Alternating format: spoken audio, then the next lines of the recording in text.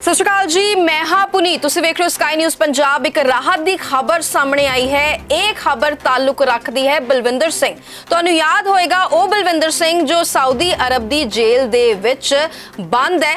हुण उसका सर कलम नहीं होएगा, क्योंकि पहला तुहानूं याद होएगा कि बहुत सारे लोग जिहड़े अगे आए सी, पोस्टर्स फड़ के अगे आए सी। 2 करोड़ की ब्लड मनी जिहड़ी मंगी गई सी, कहा गया सी कि 2 करोड़ नहीं दिता गया तो इसका सिर कलम कर दिता जाएगा। तो हुण तुहानूं दस दईए कि खबरां ये निकल के सामने आ रही ने कि हुण उसका सिर कलम नहीं होएगा, क्योंकि 2 करोड़ ब्लड मनी का अरेंजमेंट हो गया है। अदालत ने उस ब्लड मनी नूं स्वीकार कर लिया। तो यह भी हो सकता है कि अगले हफ्ते तक उसनूं डिपोर्ट भी कर दिता जाए, वो भारत आ भी जाए, ये भी हो सकता है। सो फिलहाल ये खबर निकल के सामने आ रही है। बलविंदर सिंह जो कि श्री मुक्तसर साहब के पिंड मल्लन का वासी है, 2008 दे विचों सऊदी अरब गया सी। 2013 दे विच उसदी ते उसदे दोस्त की झड़प हो जाती है एक मुंडे दे नाल। उस तो बाद उसके इलाज तो बाद 4 दिनों के इलाज तो बाद वो मुंडा जड़ा है वो मर जाता है, वो नहीं बच सकता। सो 7 साल की सज़ा अदालत सुनाती है। सज़ा खत्म होने के बाद जिहड़ा परिवार है, मृतक के परिवार के आधार पर 2 करोड़ रुपए ब्लड मनी मंगी जाती है, नहीं तो सिर कलम की गल जिहड़ी आखी जाती हैगी आ।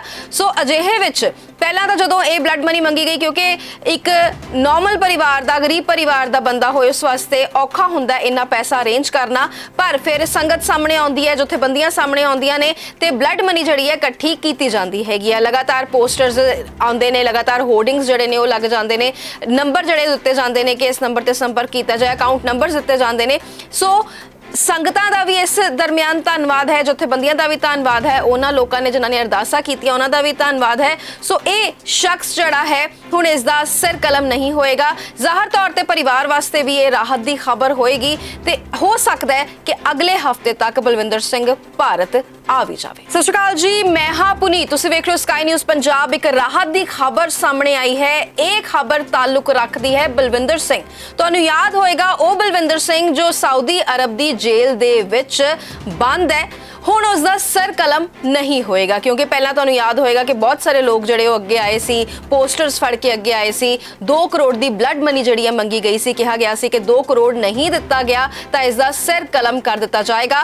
तो हुण तुहानूं दस दईए कि खबरां ये निकल के सामने आ रही ने कि हुण उसका सिर कलम नहीं होएगा, क्योंकि 2 करोड़ ब्लड मनी का अरेंजमेंट हो गया है। अदालत ने उस ब्लड मनी नूं स्वीकार कर लिया।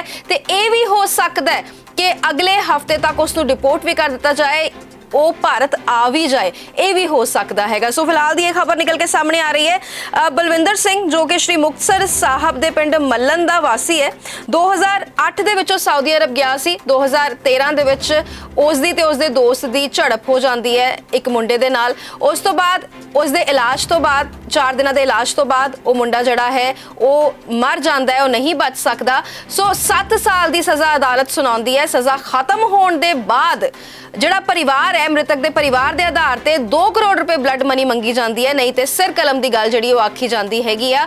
सो अजिहे विच पहला तो जदों ये ब्लड मनी मंगी गई, क्योंकि एक नॉर्मल परिवार का, गरीब परिवार का बंदा होए उस वास्ते औखा हुंदा इन्ना पैसा अरेंज करना।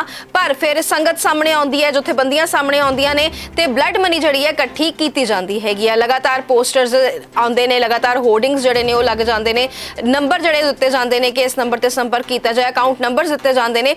सो संगतां दा भी इस दरमियान धन्नवाद है, जथेबंदियां दा भी धन्नवाद है, उन्हां लोकां ने जिन्हां ने अरदासां कीतियां उन्हां दा भी धन्नवाद है। सो ये शख्स जिहड़ा है हुण इसदा सिर कलम नहीं होएगा। ज़ाहिर तौर पर परिवार वास्ते भी ये राहत की खबर होएगी।